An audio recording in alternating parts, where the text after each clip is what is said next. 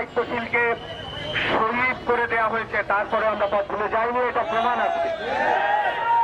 আল্লাহর প্রেম ছাড়া এই বলে আমরা কারো কাছে মাথা নত করিনি, এটা প্রমাণ আজকের এই গণসংগ্রাম।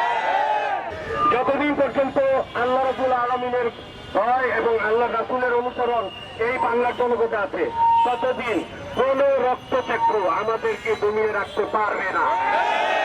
আমরা এমন একটি সময় উপনীত হয়েছি যখন বাংলাদেশের স্বাধীনতা এবং সার্বভৌমত্ব নিয়ে চতুর্দিকে ষড়যন্ত্র করছে। আমরা তৌহিদি জনতা যতদিন সজাগ আছি, বাংলাদেশের মানুষ যতদিন আমরা ঐক্যবদ্ধ আছি, ততদিন ওই ভারতের দোসর কাজের মাধ্যমে এদেশের সেই ষড়যন্ত্র কায়েম করার চেষ্টা করছে, সেই ষড়যন্ত্র করে পুরো বাস্তবায়ন হতে দেব না।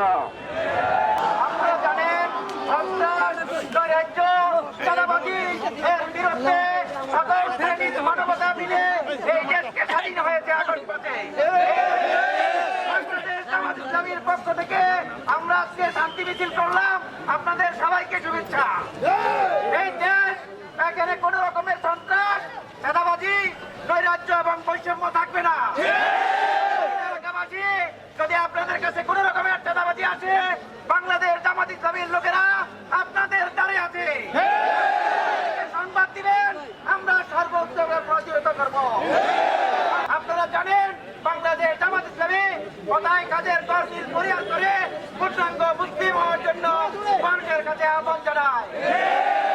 আপনাদেরকে বলছি, নতুন বাংলাদেশ গড়ার প্রত্যয়ে, নতুন বাংলাদেশ গড়ার নিয়তে, নতুন এক বৈষম্যহীন বাংলাদেশ গড়ার জন্য আমরা এই নতুন ভাবে কাজ শুরু করছি।